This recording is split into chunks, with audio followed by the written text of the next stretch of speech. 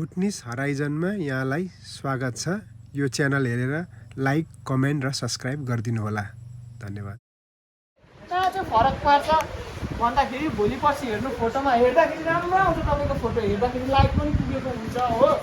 यो फोटोमा तपाईँले ट्राई गर्नु, बाहिर लगेर सटर स्पिड धेरै राख्नु, 4000 नै राख्नु, अनि लाइट पुग्दैन। आइएसओको लाइट पनि दिनु, तपाईँले धेरै लाइट दिनु आइएसओको क्लियर बनाउनु। तर त्यो मुभमेन्ट अब्जेक्टमा हेर्नु छैन, अब एपेचर फोकस केही छैन भने त्यो फोटो त राम्रो आउँछ, लाइट पनि देखिन्छ।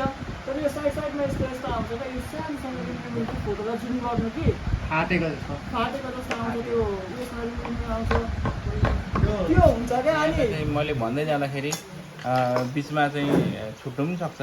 यदि छुट्यो भने तपाईँलाई थप्नु मन लाग्यो थोरै थपिदिनु भए पनि हुन्छ। लाइट गयो भने डाइभर्जन, त्यही आयो भने कन्भर्जन। र जुन पोइन्ट हो त्यो पोइन्टमा जो चाहिँ इमेज छ त्यो इमेजमा चाहिँ अरू लाइनले सो गर्छ भने त्यसलाई चाहिँ के हो भन्दाखेरि त्यो चाहिँ लिडिङ लाइन। तर वेदर त्यो चाहिँ अब एउटा रेलिङ होस् या चाहिँ कुनै यस्तो बेरा होस्, त्यसमा कुनै पनि म्याटर भएन, त्यसले चाहिँ त्यसो गर्ने रहेछ भन्ने कुरा बुझ्यो। अर्को अब सिम्पल कस्तो हुँदो रहेछ भन्दाखेरि कन्फिडेन्स चाहिँ होला हामीलाई, जुन तलबाट दिँदैछौँ भने माथि लाँदा कन्फिडेन्स चाहिँ भयो, मेरो आदि गयो भन्ने। तर माथि कतिसम्म जाने त्यो चाहिँ कन्फिडेन्स नहोला। अनि पढाइमा 16:9 र 9:16 त्यसपछि उहाँलाई एसकेबीको तर्फबाट र यहाँको आज पार्टिसिपेन्टकै तर्फबाट पनि एकदमै मुरी धन्यवाद दिन चाहन्छु।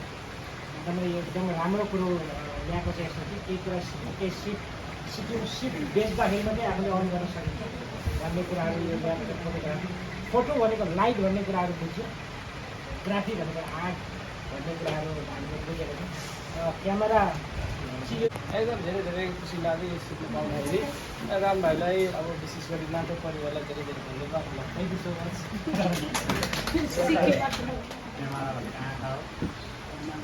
आँखाले स्न्याप गर्नु भनेको चाहिँ ठिक नगरेर यसो गरेर अब हेरिरहेको जस्तो यो फोटोलाई हेऱ्यो, उहाँ गएर अलिक पर गएर कस्तो थियो भन्दाखेरि चाहिँ पहिला चाहिँ इमेज गरेर ग्राफीको वर्कसप लिँदै गर्दाखेरि चाहिँ अहिलेसम्म क्यामेरा पक्रेको भनेको 2चोटि 3चोटि होला, तर यसलाई कसरी पक्रिने हो भन्नेसम्म थाहा थिएन।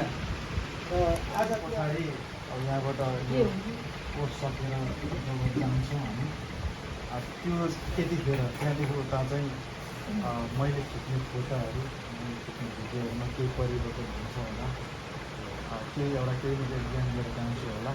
त्यस पछाडिका फोटोहरूमा धेरै चेन्जेसहरू के हुन्छ होला भन्ने आशा छ। धेरै सिकेँ होइन, नजाने कुरा मलाई डिजिटलको त्यति थाहा थिएन, त्यस्तो ज्ञान लिनु अरू त अलिअलि त्यो बिर्सिएको कुराहरू अलिअलि सानो राम्रै भयो क्लास। सबैतिर फर्केर म त सुटुकै भनिदिरहेको। फोटो त नखिच्ने होइन, हामीले त्यो फोटो खिचिन्छ तर कस्तो आउँछ भन्ने कुरामा चाहिँ हामीले एक्सपोजर टाइममा चाहिँ मिलाउनु सक्नुपर्छ। ब्यालेन्स एकदम खतरा।